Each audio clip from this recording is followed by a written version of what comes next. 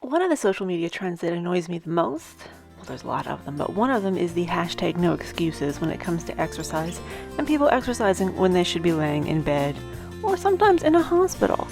And I figured out why I hate it so much, and it's not the hashtag no excuses, it's because we've applied it to the wrong thing. Stay tuned. You're listening to the Wellness Simplified podcast. Simple wellness tips to help you improve your life without turning it upside down. With your host, award-winning fitness instructor, nutrition coach, and wellness expert, Susie Fevens. So if you somehow have been fortunate enough to miss this whole hashtag no excuses thing, it's been going on for a decade or so. I mean, I've been on Instagram too long, clearly. But for the longest time, and I will admit, in the beginning, I probably was part of the people who said these things and did these things. People will post pictures and say all of the reasons why they shouldn't have worked out that day or didn't have time to work out that day or whatever, but they did it anyway because hashtag no excuses. And you know what? Sometimes they're relevant. Sometimes it's like, I didn't really feel like it. I'm feeling blah, but then I realized I haven't moved in 4 or 5 days, and so I just got up and did it, and now I feel better. Hashtag no excuses or whatever. But more often than not, it's things like, I slept really terrible last night. My kids were up all night long. I had to get up and take the dog out 4 times. I don't feel good. Like I'm recovering from a migraine and it's gone, but I still don't feel great. But I knew I'd feel better if I moved and things like that. And then they post how they murdered themselves with some sort of crazy workout that is ridiculous at the best of times and hashtag no excuses because they want to be inspirational. And is that really the kind of inspiration you want to spread around the world? That you felt terrible, you haven't slept, maybe you are recovering from that migraine, and you know that day or two after a bad migraine, you have like that hangover. That's not the time to be working out. That's not the kind of inspiration I want to spread around the world. And I realized something just the other day. Hashtag no excuses. That's a pretty great catchphrase if you apply it not to exercise, but to your bedtime and sleep routine. Boom.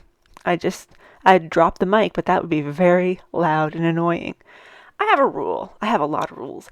But one of my rules is if I have a really terrible night's sleep, I don't do any more exercise than I absolutely have to. As a fitness instructor, obviously there are times when I have to show up. And if I'm not sick, I'll go and I'll do it. I will say that if I've had a poor night's sleep, I will not work as hard. I can teach a class without having to kill myself when necessary. And a lot of times when I've had a bad night's sleep, that's when I'll show up to teach a class in a t-shirt because I usually get too hot.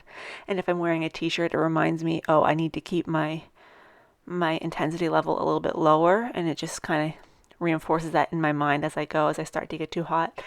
That's my sad little trick, but not always true though. So if you see me in a t-shirt, it doesn't necessarily mean I didn't sleep. But I have a rule that if I did not sleep well, I do not do any extra exercise. When I'm pre-recording classes, I do not pre-record. I don't record any on a day after I've had a poor sleep. I don't go for a walk. I don't do any extra physical things after a night with low sleep or low quality sleep. Why? Because I'm doing more harm than good. Now, I don't want to negate exercise. Obviously, I've built my entire career on the importance of exercise. Also, exercising regularly helps you have a better quality sleep. It helps to complete the stress cycle. It helps regulate emotions. It helps you work through problems. It's wonderful.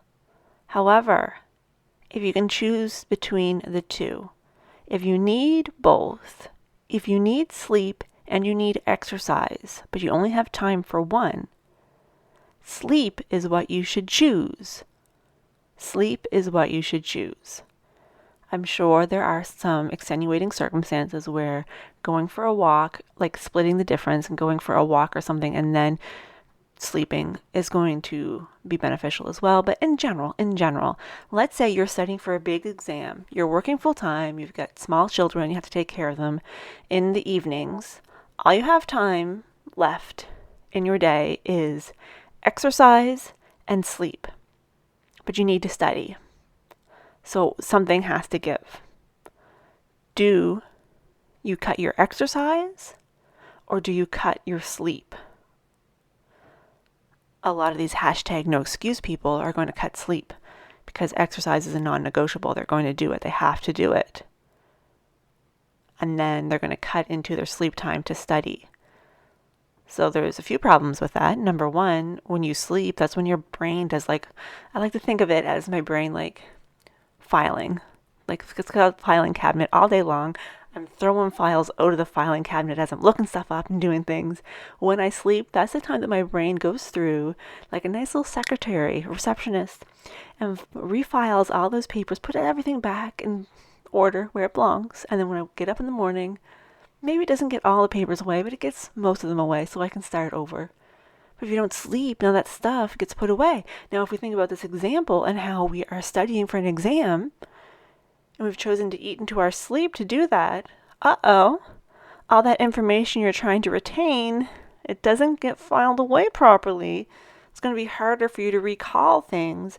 So it's my opinion that exercise should be the thing that gets axed when you have to choose between exercise and sleep. So people who are getting up, even though they're exhausted, to work out at 4 in the morning, caveat, there are lots of people who get up at 4 in the morning because they went to bed at 8 or 9 and they've had all their sleep and they're ready and raring to go. I'm not coming at you. I am not coming at you. You do you. That's cool. But if you're going to bed at midnight and getting yourself up at 4 to exercise, you probably should just keep on sleeping.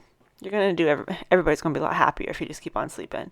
But there are times when, in that example with the studying, maybe you have some lectures or some audio files that you can listen to while you go for a walk. So you can combine the two.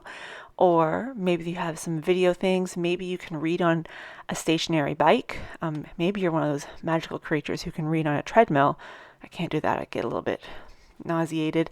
But there are ways that you can combine those. But just in general, I think without sleep, oh gosh, just going to fall to pieces. Whereas you can take a few days off from exercise and nothing bad's going to happen.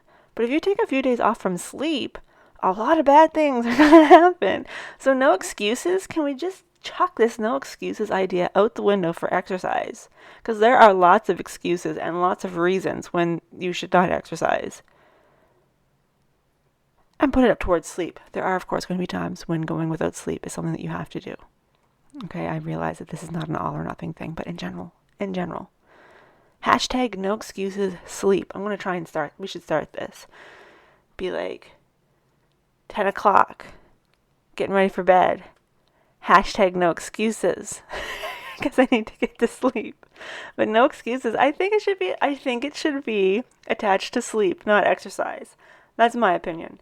I'd love to hear what you think. Let me know. Hit me up on Instagram at Susie Confesses. And yeah, that's it for this week's episode. It's short and sweet. Get to sleep. Unless it's the morning, then maybe you should probably stay up. Have a great week. I will talk to you next week. Hashtag no excuses. Get some sleep tonight, yo. Get some sleep. I will talk to you next week.